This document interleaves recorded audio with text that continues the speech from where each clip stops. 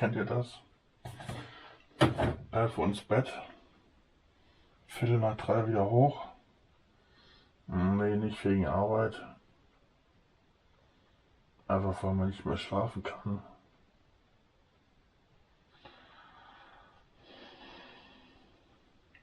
Ja, ihr habt ja schon ein Video von mir gesehen. Nur mein Gesicht nicht. Jetzt seht ihr das einmal oder das erste Mal. Laberfehler inklusive. Mein ganzes Zeug mal aus der Tasche packen. Ja, ich hoffe, man sieht mich jetzt. Im ersten Video habt ihr nur meine Hände gesehen.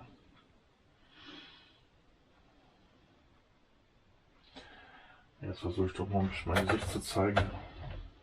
Was ist denn hier? Stau an Wasser? Was ist denn?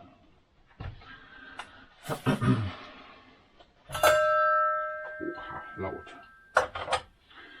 Ja, dann machen wir uns erstmal ein Käffchen. Ich muss Blutzucker messen. Genau. Erstmal gibt es ein Salcedo, wir kennen das ja, das Spiel. Mal kurz ein bisschen was fertig machen hier.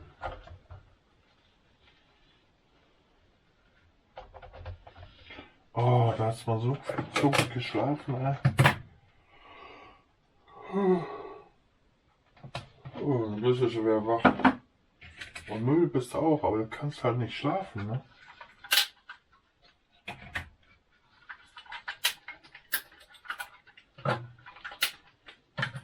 Das war gar nicht sauber.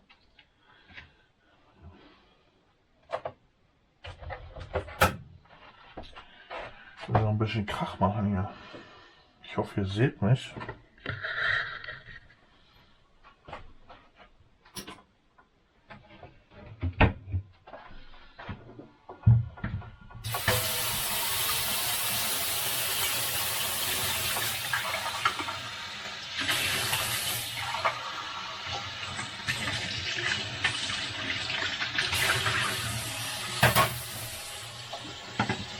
Ich habe gestern Cappuccino getrunken.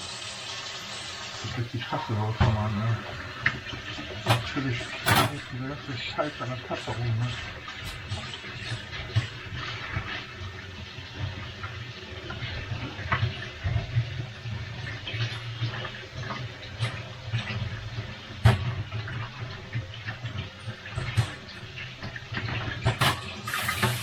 So.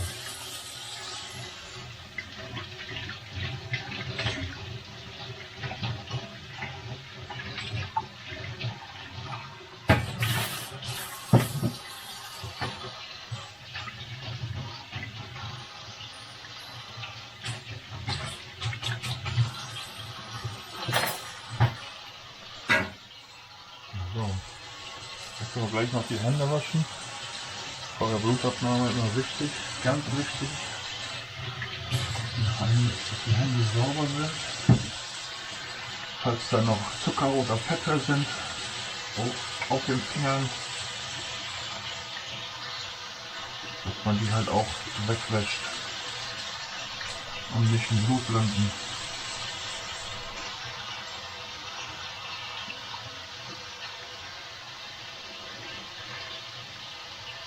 Bevor wir irgendwas machen.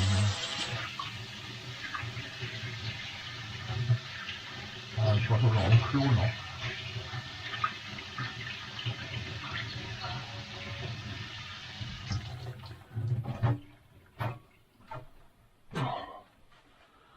Unbedingt auf Toilette noch. Wieder trocken machen.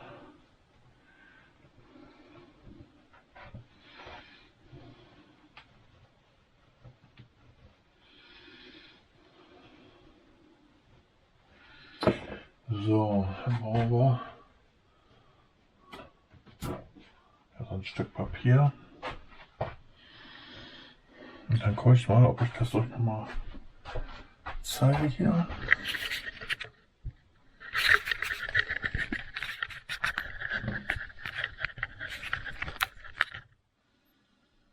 Natürlich ist der Aschbecher wieder brechend voll.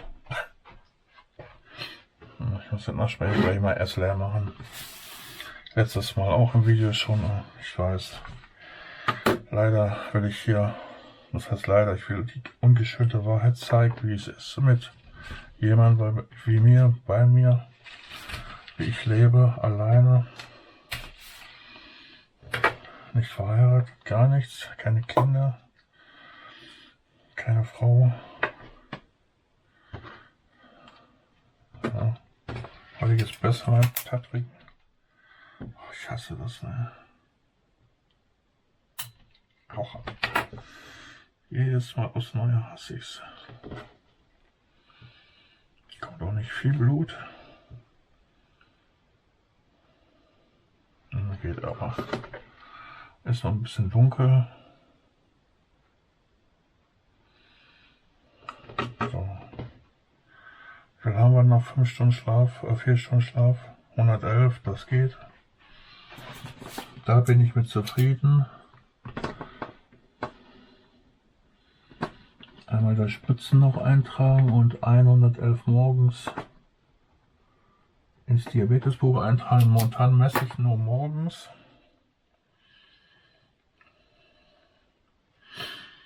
Und ungefähr 2 Wochen oder was messe ich dann auch vorm nach dem Essen. Mache einen Screenshot und schicke das zum Diabetologen per E-Mail. Aber solange ich da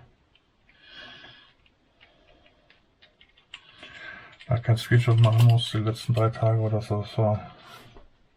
So, jetzt mache ich hier die Altkleide raus. Die piekse ich immer in dieses Nupsi rein hier. Den Nupsi bewahre ich mal auf. So, das kommt dann in den Müll. Und dann stecken wir den nächsten rein, machen den Nupsi wieder ab. Versuchen sich nicht dabei in die Hände zu pieken, bleiben wegen dem Tremor. Den behalten wir wieder. Spritze, Piekse, meine ich. Piekse hier bereit. Da kommt der Müll. Jetzt können wir feinen Kaffee trinken. Ja. Oh, da ist noch so voll. Ja. Ja, dieser Stress am frühen Morgen.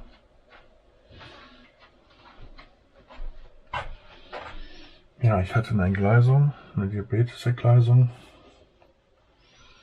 Über 500er Wert. Langzeitzucker, weiß ich nicht, was der war zu der Zeit. Ich weiß nur, wie es nach der Entgleisung war. 3 Monate nach der Entgleisung war der Langzeitzucker bei 11. Normal ist 6, 6,5. Oh, Entschuldigung. So. Jetzt hier die Maschine ist wieder aus. Ich versuche euch immer welchen bei mir zu halten. Ja, ich habe noch hier so für Brust und für den Kopf habe ich noch meinen Fahrradhelm. Ich laufe morgens auch nicht mit dem Fahrradhelm rum. Ja, ein bisschen Humor muss auch mal sein, das kann nicht alles tot ernst sein.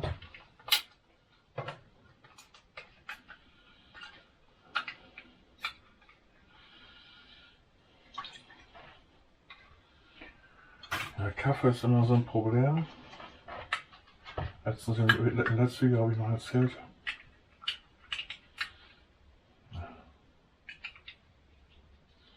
dass ich mal Kaffee nicht abkonnte eine Zeit lang. Also ich trinke mir das Leben lang Kaffee. Dann habe ich normalen Filterkaffee nicht mehr vertragen. Ist mir kotzübel von geworden. Den ganzen Tag war mir kotzübel. Warum auch immer. Kaffeeunverträglichkeit vielleicht entwickelt oder so. Dann habe ich aufgehört, den zu trinken. Dann habe ich Essential für mich entdeckt. Da ging es dann auf einmal. Aber auch nur eine gewisse Zeit, ein paar Jahre oder so. Auf einmal fing das da auch an. Dann habe ich ganz aufgehört, dann habe ich Pfefferminztee getrunken eine Weile, damit ich überhaupt was Warmes brauche morgens.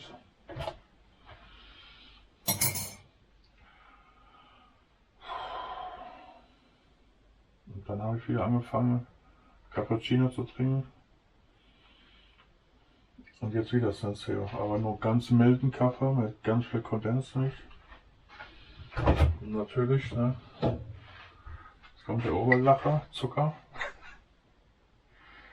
Ja, Typ 2 Diabetiker, kann es nicht lassen. Ne?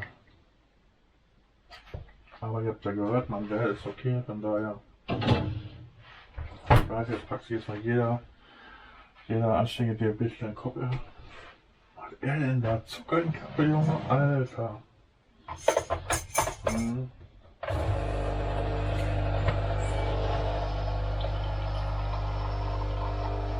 Boah, so ein Pappmaul jetzt mal alles trocken.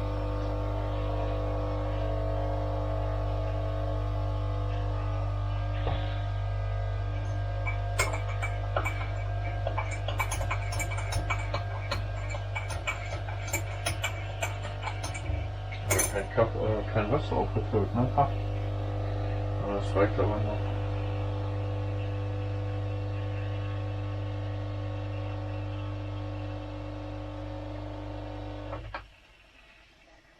Das ist halt Luft unterfällt. So, dann müssen wir jetzt mal gucken, wie wir das machen.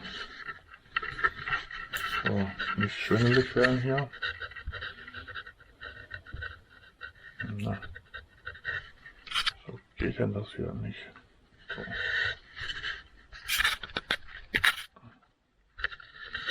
So, gucken, wie ich die hinstelle hier, ne? Ja, das ist nichts, was man.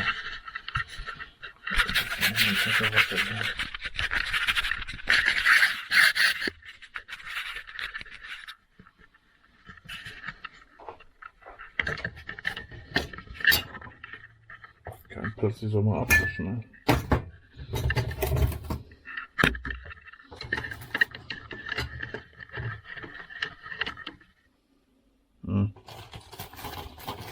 Brotmenge weg.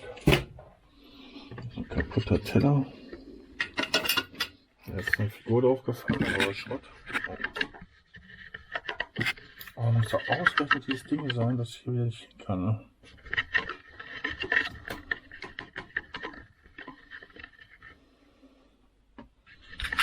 Ja, das war.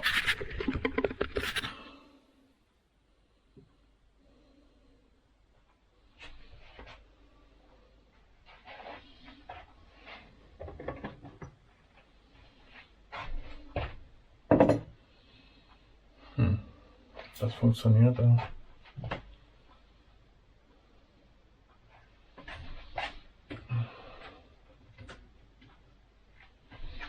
So, ich versuche irgendwie so ein bisschen Licht reinzubekommen.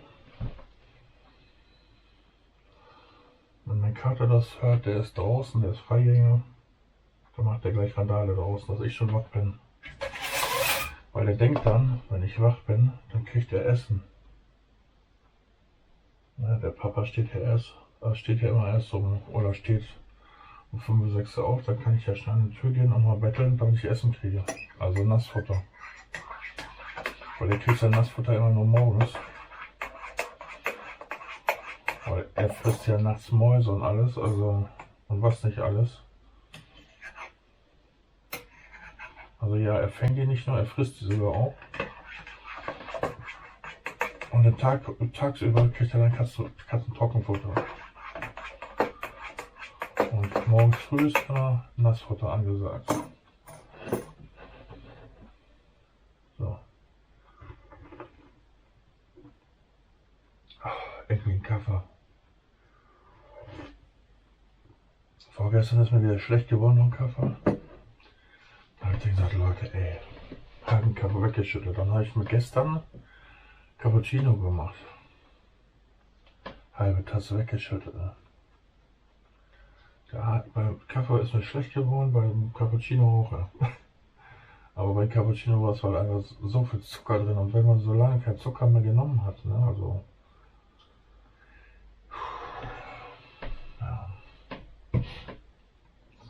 Ja. Auch erstmal noch eine halbe von gestern. Die Todsünde hier. Das ist das Einzige, wo ich nie von weggekommen bin, Zigaretten. Ne? Die einzige Sucht, die ich nie besiegen konnte. Ich habe früher gesoffen wie ein Loch.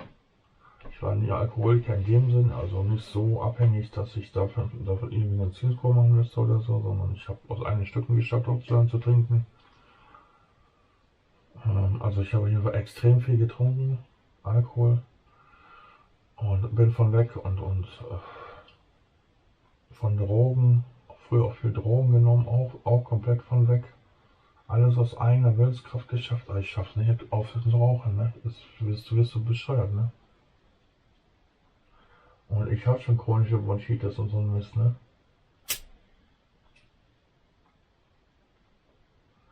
Gut, Zigaretten rauche ich jetzt nicht so viel.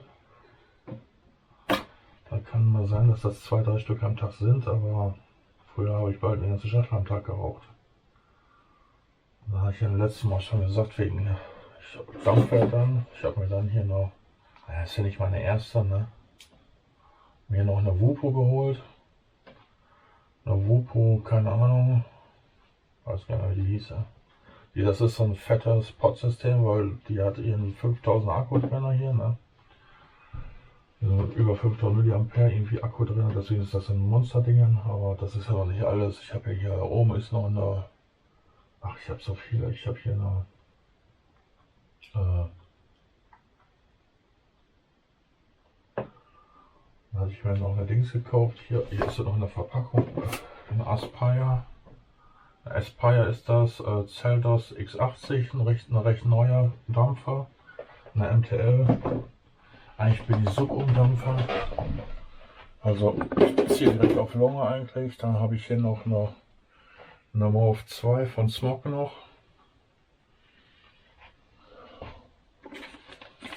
Also so eine Geschichten halt. Auch mit den verschiedenen Köpfen hier und alles. Die kommen dann hier auch noch drauf. Also Modträger, also Mods. Ja, aber ich bin ganz ehrlich. Dieses kleine Pod-System hat mehr Geschmack, Alter, als diese teuren Geräte. Ich meine, das ist auch nicht billig. Das Ding kostet auch 60 Euro. 60 Euro, die ich nicht habe.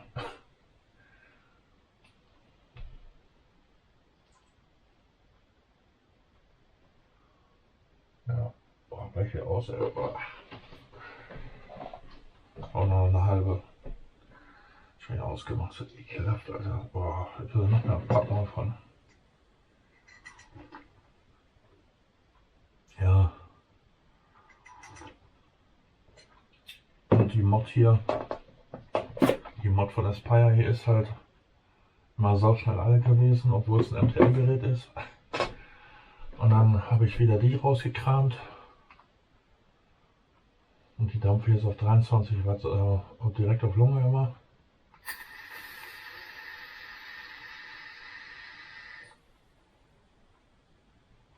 Und die hat so leckeren Blaubeergeschmack. Ja. Eine ganz andere Geschichte wieder. Ja.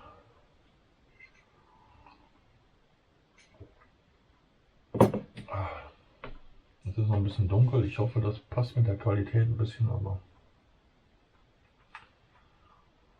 ja, da wären wir. Da wären wir. Und jetzt seht ihr mich dann, wie gesagt, das erste Mal auch. Eigentlich voll der Kanal dafür gedacht, dass ich nur meine Hände zeige.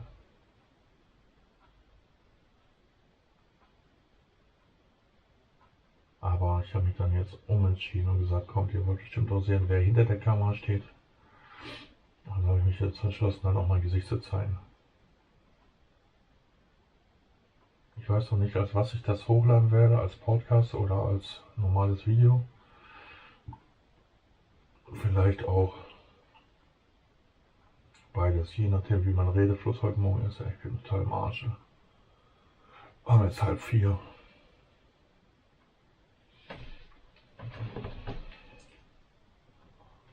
Oh, man sieht. 3:31 Uhr, 15. Mai. Oh. Naja, bin ich 11 Uhr. So, nee, kann ich so reden. 4 Stunden. 4 Stunden habe ich geschlafen. Ne? 4 Stunden. Zwar durchgehend 4 Stunden, aber trotzdem noch 4 Stunden. Ne? Früher konnte ich 9 Stunden schlafen am Stück. Ja. Umso älter man wird, umso weniger schläft man, habe ich immer das Gefühl.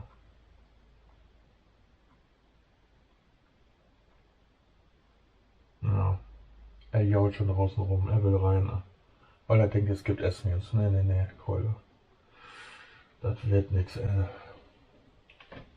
Da muss er sich mit zurechtfinden, jetzt, dass er jetzt noch nichts kriegt.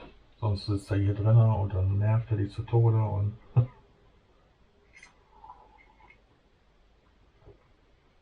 Ja, dadurch, der hört mich halt, ne? Der sieht mich nicht, weil ich im Obergeschoss wohne, aber der hört das. Der sieht das, vielleicht das Licht im Fenster oder so, ich weiß nicht. Ich denke aber, dass er mich hört. Der hat so krasse Ohren, ne? Der hört alles, ne? Und wenn ich dann noch rede hier,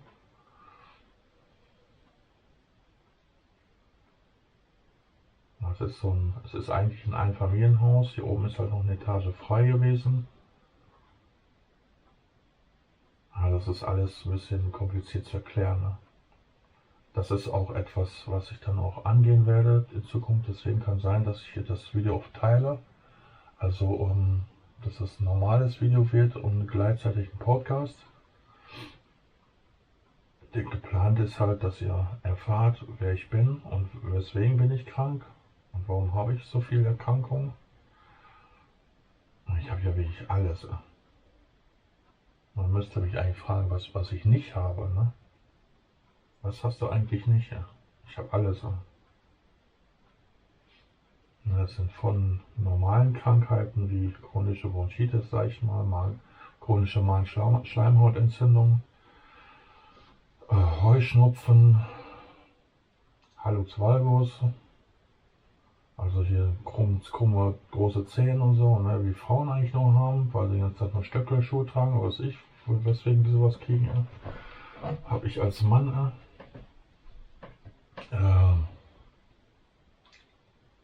Ja, verschiedene diverse andere Allergien noch.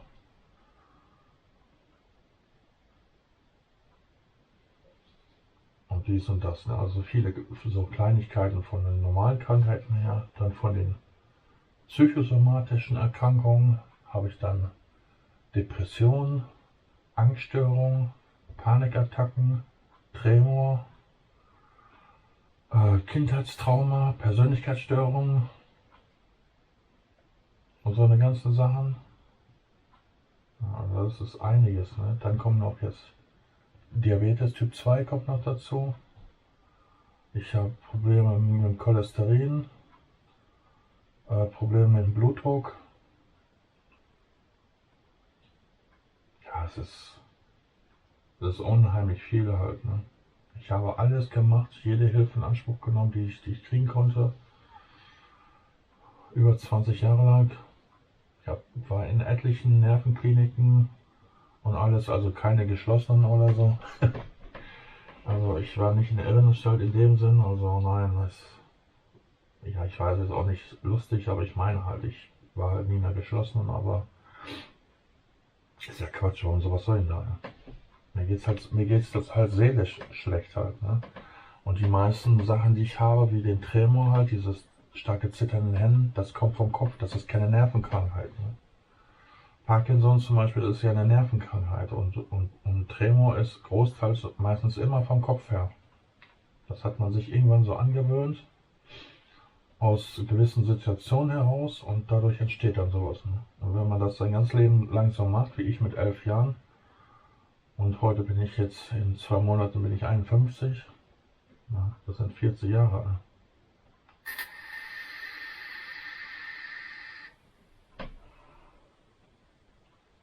Und das kriegst du ja nicht mehr aus deinem Kopf raus, wenn du dein ganzes Leben danach gelebt hast. Ne?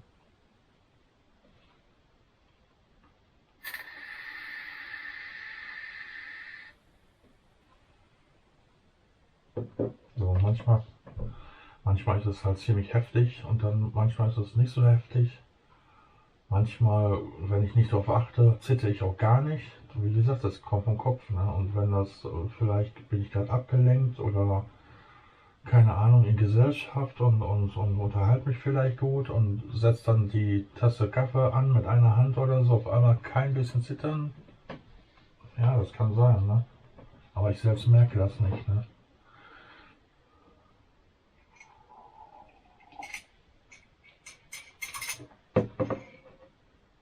Ja, heute ist der Tremor auch nicht so stark. Ja, und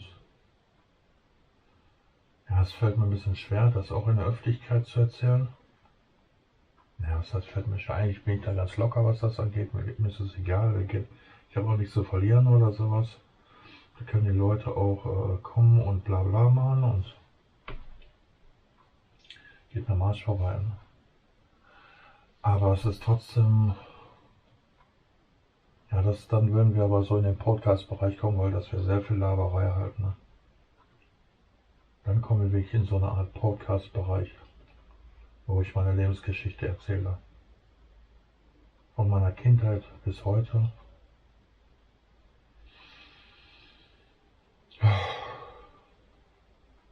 Naja, Zeit hätten wir ja. Ich weiß halt noch nicht, ob ich das in einer Langzeit erzählen soll, wenn denn, oder in einer Kurzzeit. Ich denke, wir wechseln dann jetzt einfach auf eine Art Podcast von mir. Dann habt ihr halt dieses Video und den Podcast und den Podcast haue ich dann sicher einmal die Woche raus und dann könnt ihr so, oder irgendwie so eine Art, dann könnt ihr das mal hören, wie das ist bei mir und wie das ist mit mir, wie ich so krank geworden bin, obwohl ich es hier teilweise nicht mehr selber weiß. Aber ich denke, man kann es sich dann ausmalen.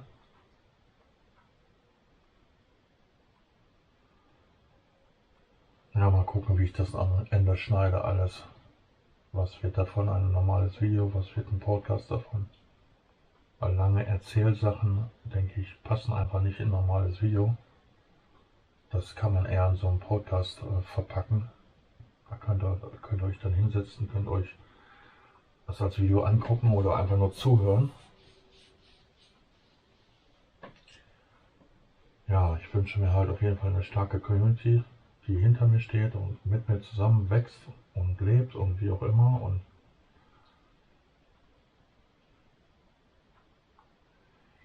ja, so eine kleine Familie wünsche ich mir gerne, die ich so auch im realen Leben nicht habe. Ne?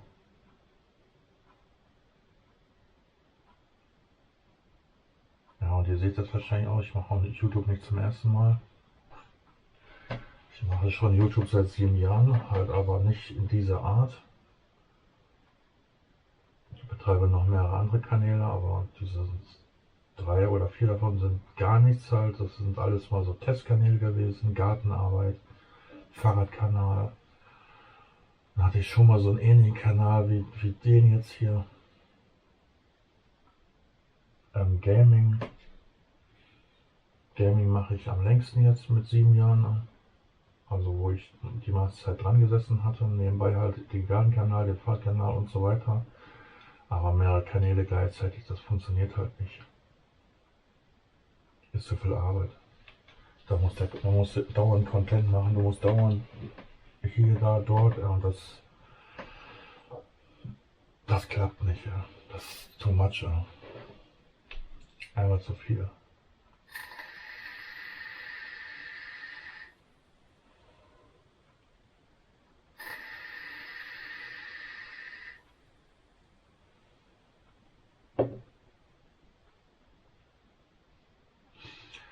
Ja, wo fange ich an, wenn ich damit anfange? Ja, dieses Lachen ist manchmal auch eine Art von Unsicherheit. Gewöhnt man sich auch so an, kennt man vielleicht.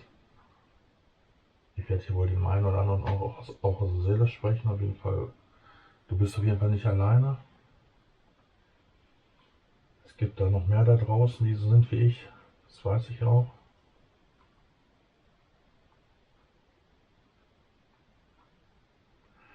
Ja, ich fange einfach mal an, wie ich sage, irgendwie. Je nachdem, wie es mir geht, werde ich dann nach und nach noch ein bisschen mehr davon erzählen. Kann sein, dass ich mich auch ein paar Mal wiederhole. Gedächtnis ist nicht mehr so dolle. Hat alles nachgelassen. Ja, dann würde ich sagen,